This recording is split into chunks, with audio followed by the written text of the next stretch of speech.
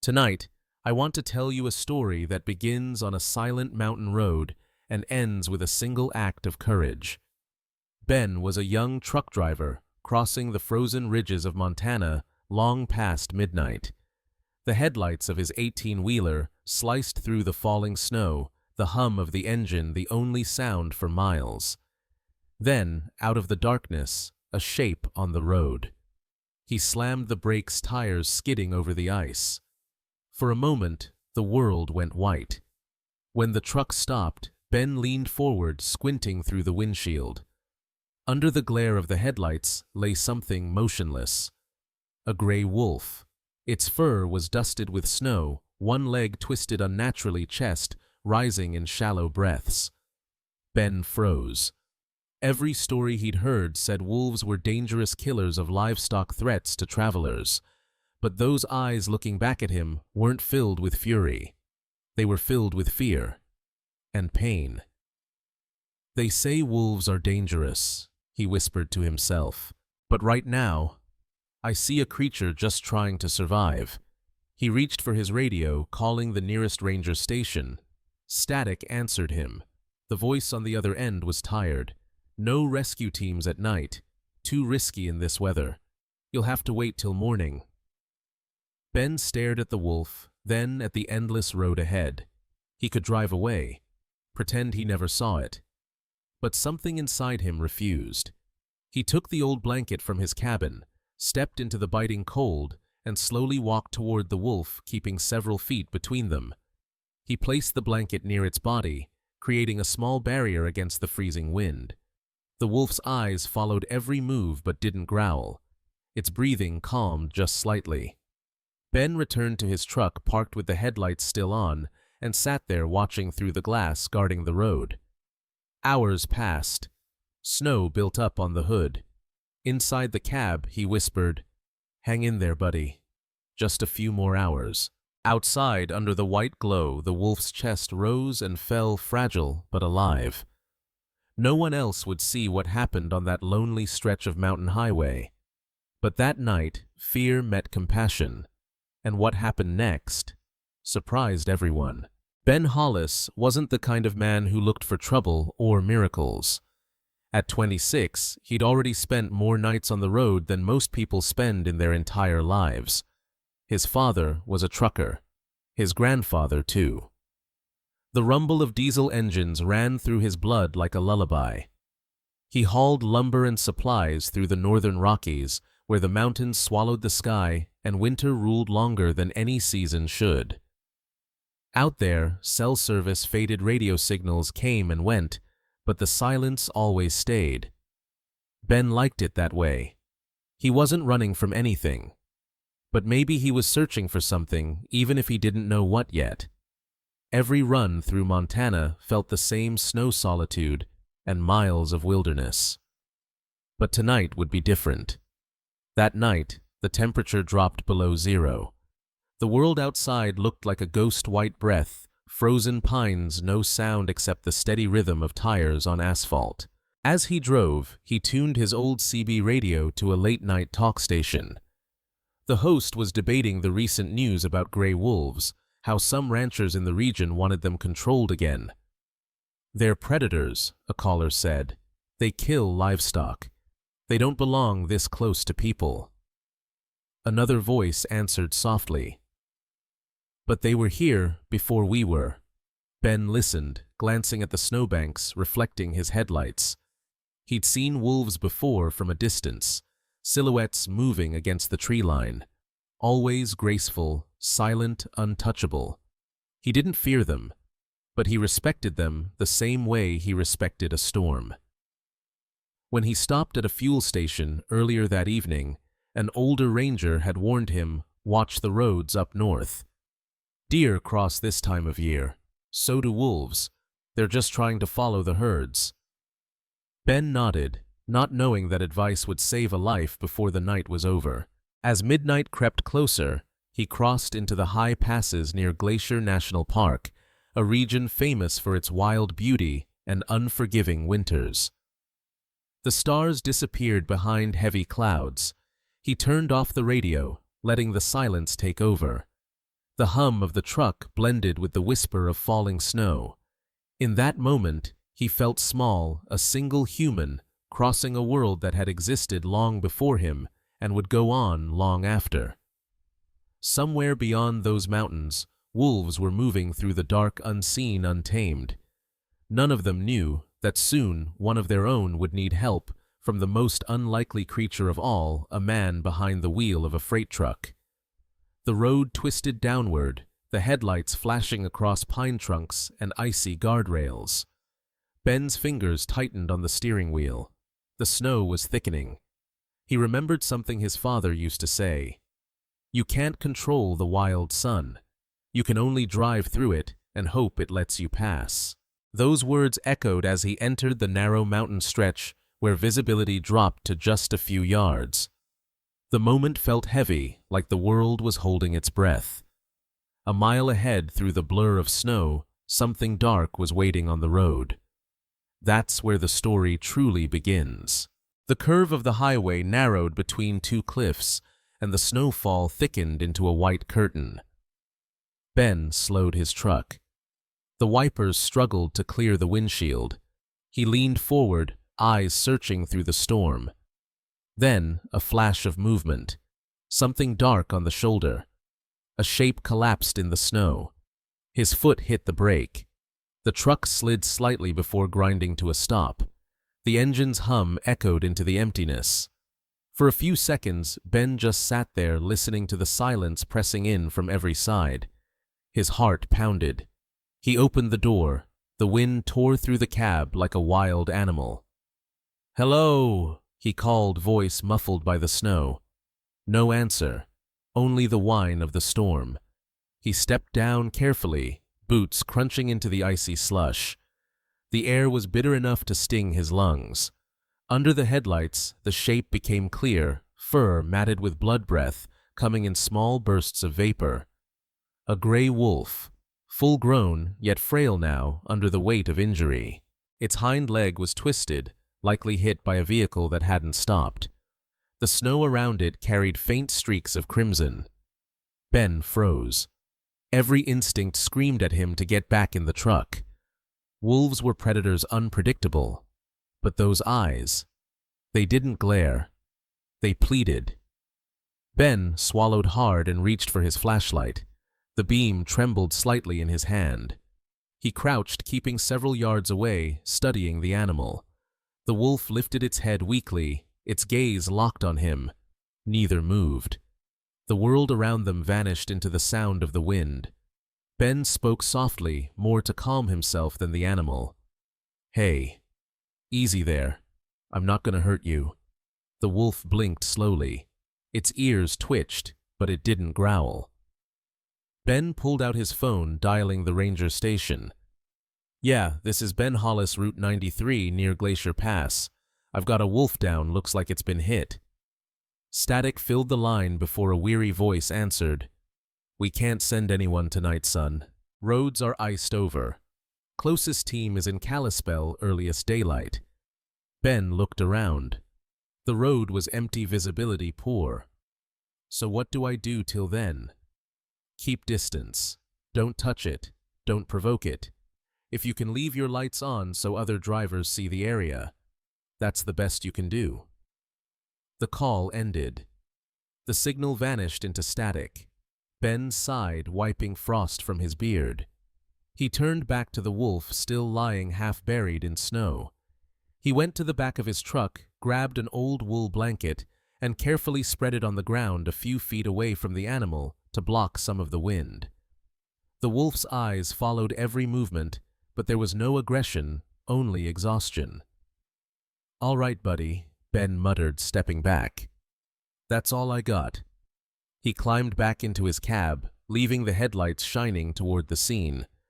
Inside, the air smelled faintly of diesel and cold coffee. Minutes stretched into hours. Snow gathered on the hood. Every few moments, Ben would glance outside, watching for signs of life. The wolf's chest rose and fell barely, but it was enough. He thought about his father's words again. You can't control the wild. You can only drive through it and hope it lets you pass. Tonight, he wasn't driving through it. He was part of it, and he couldn't bring himself to leave.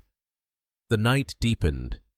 The temperature fell below to 10 degrees C. Frost climbed up the inside of the windshield. Ben turned on the truck's heater for a moment, then shut it off to save fuel. His breath fogged the cabin glass. He whispered, half smiling at the absurdity of it all. "Guess it's just you and me out here." Outside, the wolf blinked slowly, collecting on its muzzle. The sound of the wind filled the world, and somewhere inside that storm, a fragile thread of trust began to form. The night dragged on, the kind of night that tests both man and beast. Inside the cab, Ben kept his eyes on the silhouette lying just beyond the beams of light. The wolf hadn't moved much. Snow had almost covered the blanket now, forming a pale cocoon around its body. Every half hour, Ben wiped the inside of the windshield with his sleeve, making sure he could still see. The heater ran low. Fuel was limited. But he didn't care. Something about leaving that animal alone in the dark felt wrong. "Come on, buddy," he whispered. "You've made it this far." Outside, the wind howled through the mountain pass, a sound that carried both danger and loneliness.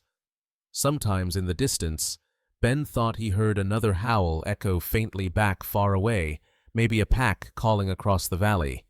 He wondered if the wolf could hear it too. Hours passed. The clock blinked 3:27 a.m. Ben's eyelids grew heavy, but he fought the fatigue.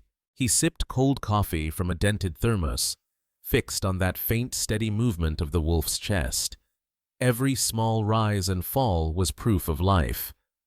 At one point, he opened the window just enough to toss a few pieces of jerky onto the snow near the blanket. The scent drifted toward the wolf. For a long while, nothing happened. Then, a twitch. The wolf's nose moved, sniffing weakly. It didn't eat, but Ben saw a flicker of awareness return to its eyes. He smiled. Good sign. Minutes turned to hours.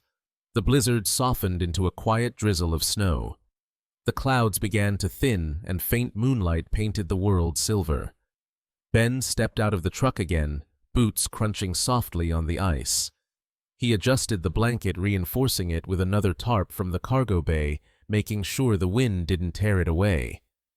The wolf stirred faintly, its breath visible in the cold air. It looked at him again, not as prey, not as threat, but simply as another living being sharing the same brutal night. Ben knelt, staying several feet away.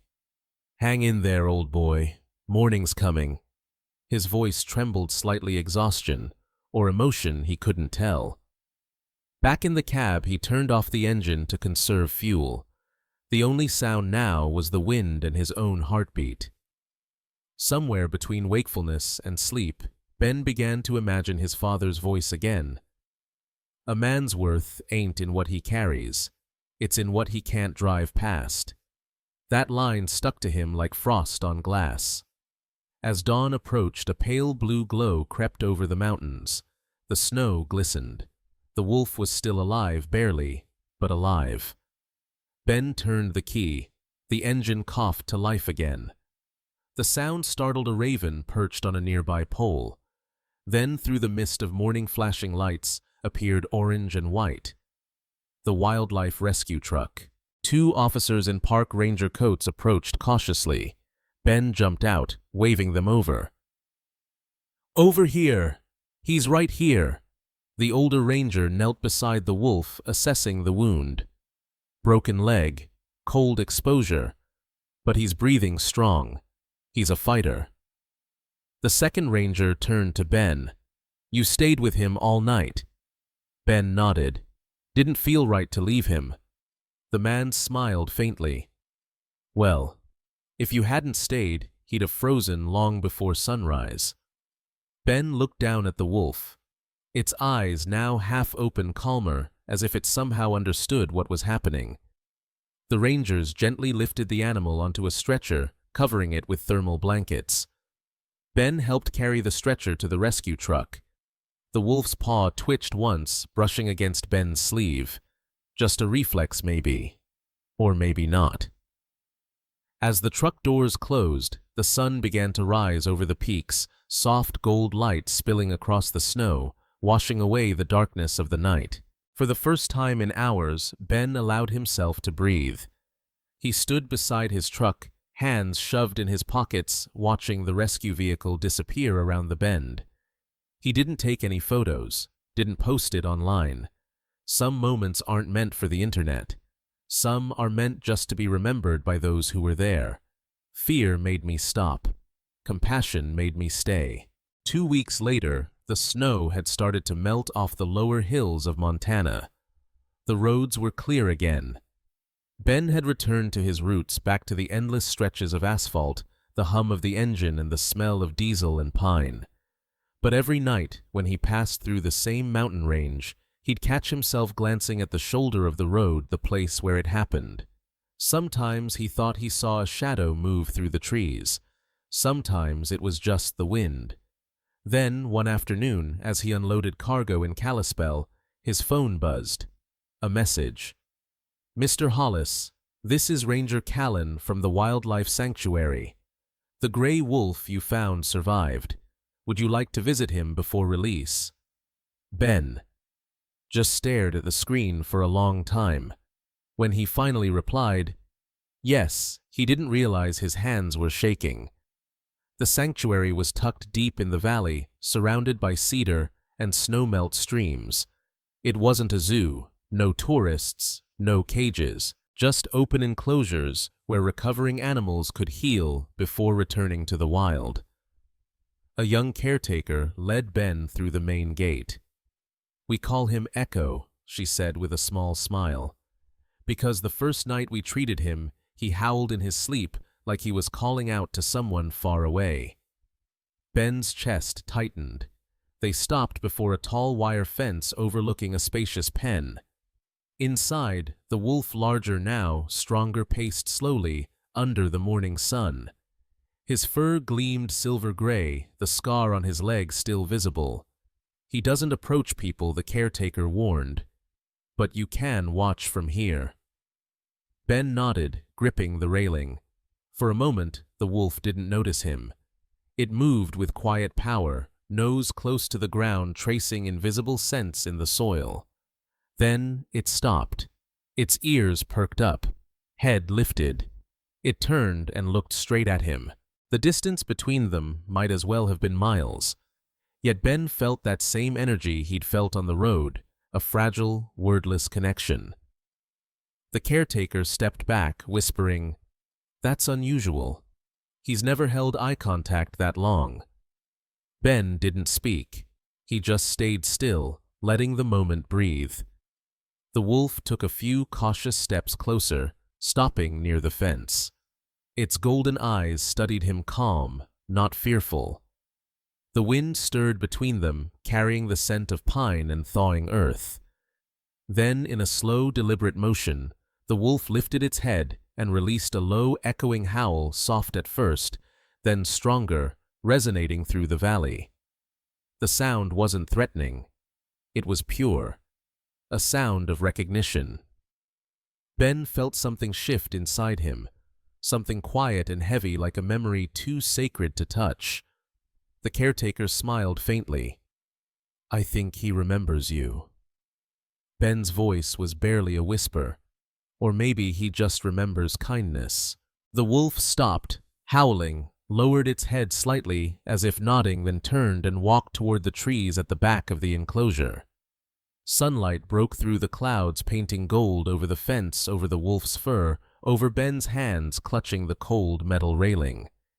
He didn't take a photo. He didn't need one. Some moments are meant to live only in the heart. That night, as he drove home, the valley behind him fading into dusk, Ben rolled down the window.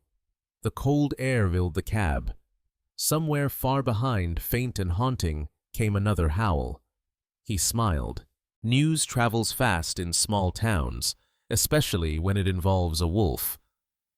A week after his visit to the sanctuary, Ben's story appeared in a local newspaper. The headline read, Truck driver saves injured wolf on Glacier Pass. It wasn't meant to go viral, but it did. A photo taken by one of the rangers, the truck under snowfall headlights cutting through the dark, spread across social media. Within days, it was everywhere.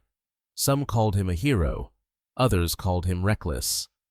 One comment read, "You should never interfere with wild predators. It's dangerous and unnatural." Another said, "If more people cared like this, maybe fewer animals would die on our roads." Ben didn't reply to any of it. He wasn't looking for attention. But the noise around him grew louder. A week later, a reporter from the Montana Herald tracked him down at a truck stop. "Mr. Hollis." She began, camera ready. "Did you realize you could have been seriously hurt that night?" Ben wiped his hands on a rag standing beside his rig. "Yeah, I realized it. But leaving him there felt worse. Some say you interfered with a wild animal, that your actions could have affected its behavior." Ben nodded slowly. "Maybe. But I didn't touch him. I just stayed so nobody else would hit him again." The reporter lowered her mic. Why Ben looked past her toward the tree line in the distance? Because someone had to. The next morning, Montana Fish, Wildlife and Parks released an official statement. The driver followed proper procedure, maintaining distance, contacting authorities, and ensuring visibility for traffic. His actions likely saved the animal's life without violating any state wildlife regulations. The statement didn't end the debate, but it quieted it. A few weeks later, Ben was invited to a community panel about wildlife coexistence. Ranchers, conservationists, and local officials filled the small town hall. A rancher stood up, arms crossed. "You folks keep saying, 'Save the wolves,' but they're the reason my cattle keep disappearing." A conservationist answered, "Wolves control deer populations, which helps prevent overgrazing. We need balance." The argument went back and forth, science versus fear, economy versus ecology. Then someone pointed to Ben in the back row. "You're the trucker, right? What do you think?" The room fell silent. Ben cleared his throat. He wasn't used to public speaking. "Look," he said, "I'm no scientist. I just drive through those mountains for a living. But that night I didn't see a monster. I saw an animal that got hit like a dog would or a deer would." He paused. It wasn't about saving a wolf. It was about not walking away. The hall stayed quiet. Even the rancher lowered his arms. Ben added, "Maybe it's not about choosing sides. Maybe it's about choosing moments when we decide if we're part of the problem or part of the world we keep driving through." Applause broke out, quiet at first, then steady. Outside after the meeting, one of the wildlife officers approached him. "You know," she said, "most folks who call us are panicked. You didn't panic, you just waited. That made all the difference." Ben smiled. Guess patience isn't just for truck drivers. Later that night, back in his cabin at the edge of town, he turned off his phone. The news cycle had already moved on. But for him, the story wasn't over. Because somewhere out there in the dark forests of Montana, Echo, the wolf he'd once watched through the glass, was learning to run again. And Ben was learning what it meant to truly stop. Spring arrived late that year in Montana. The snow melted slowly, carving new streams through the valley. The trees were still bare, but the air smelled of thawing earth, the scent of beginnings. Ben had just finished a delivery near Whitefish when his phone buzzed again. The message was short. "Echo is ready for release tomorrow morning. Glacier National Park. You're welcome to attend." Ben sat there for a long while, engine idling, sunlight spilling across the dashboard. He didn't know what he was supposed to feel. Pride, sadness, maybe both. The next morning, he drove out before dawn. The mountains were still wrapped in fog when he reached the clearing. A small team from the sanctuary waited near a service trail, 2 trucks, a few rangers, and a steel transport crate resting in the back of one vehicle. The sound of steady breathing came from within. Echo. The same gray fur, the same calm presence. Only stronger now, his body lean muscles rebuilt. Ben stood a few steps away as the lead ranger approached him. "We'll open the gate up there," the ranger said, pointing toward a slope leading into dense forest. "Once he steps out, he's on his own again." Ben nodded quietly. The ranger gave him a curious look. "You sure you're okay watching this?" "Yeah," Ben said softly. "It's the right thing." They carried the crate toward the clearing. The morning light cut through the mist, turning everything silver. The rangers unlatched the gate and stepped back. For a few seconds, nothing happened. The woods were silent, as if the earth itself was holding its breath. Then, movement. Echo stepped out slowly, one cautious paw at a time. He paused, sniffed the air, and lifted his head to the wind. His fur shimmered under the first light of morning. The ranger whispered, "He knows where he is." Echo turned slightly, not toward the forest, but toward Ben. Their eyes met one last time across the open space. For a heartbeat, everything stopped: the wind, the birds, even the noise of the trucks. Ben felt that same weight in his chest, the same quiet connection that had begun on that frozen night. Echo tilted his head just a fraction, then turned, broke into a slow run, and vanished into the trees. His form disappeared between the shadows, his paws leaving faint prints on the damp soil. And then, a sound. A long, low howl rising from the forest, not sad, not desperate. A song of freedom. The rangers smiled. He's home. Ben stood still, eyes fixed on the trees. His reflection shimmered faintly in the truck's side mirror, a man standing where wilderness begins. He whispered, "Safe travels, friend." Hours later, on his way back down the mountain, Ben pulled over at the exact spot where it had all started months ago, the curve of the highway, where headlights once found a dying wolf in the snow. Now the ground was dry grass pushing through the soil. The air carried the scent of spring. He shut off the engine, stepped out, and listened. The wind moved through the pines. The same sound that once chilled him now felt like a greeting. Somewhere far off, faint but clear, a howl answered back. Ben smiled. VO. Soft, reflective. Maybe kindness doesn't change the world, but sometimes it saves a life. And that's enough. Weeks turned into months. The snow melted completely, rivers swelled, and the forests of Montana returned to life.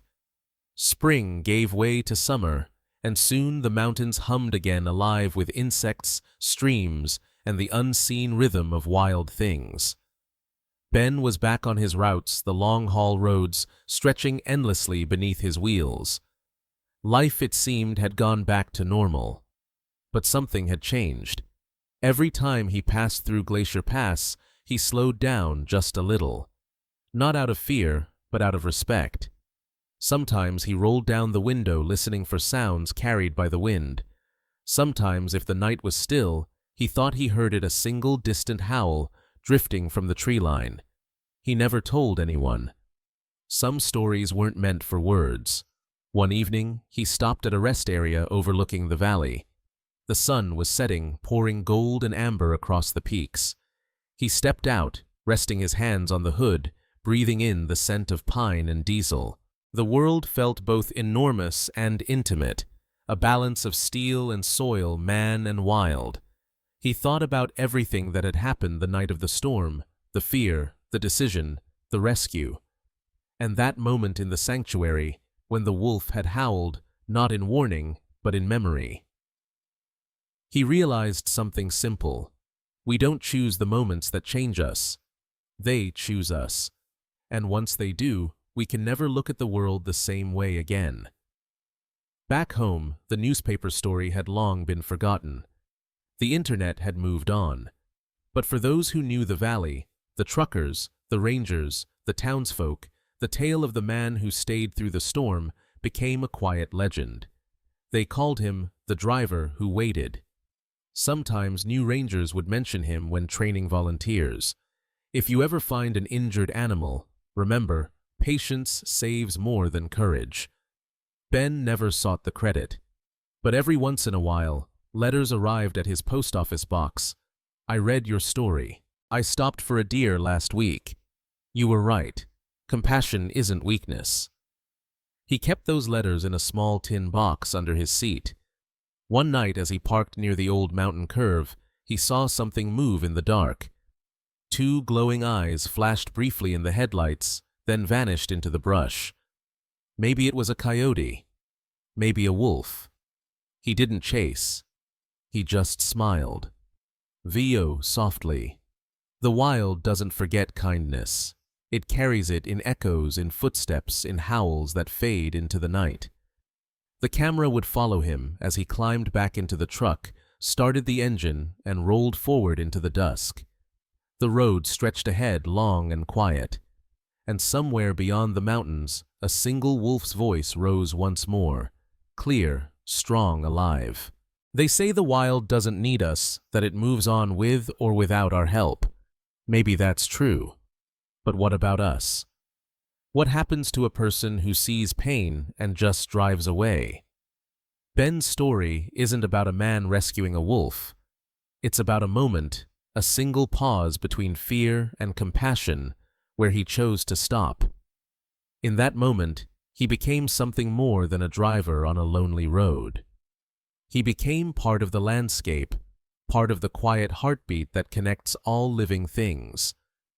The wild isn't cruel, it's just honest. It gives and takes without apology. And sometimes it gives us a chance not to be heroes, but to be kind. A blanket laid on the snow, a night spent awake, a choice to stay when walking away would have been easier. That's what saved Echo's life. And maybe in some small way, it saved Ben's too. Because kindness doesn't disappear when the moment ends. It lingers in the soil, in the air, in the echoes that follow after. Somewhere out there, a wolf runs free under the same stars that guided a man through the cold. And every time the wind carries a distant howl through the Montana valleys, it whispers the same truth. We are all connected. Fear divides us. Compassion brings us home. VO, gentle, close. Even small acts of kindness can echo further than you'll ever know. Because in the end, saving a life, any life, saves a part of our own humanity.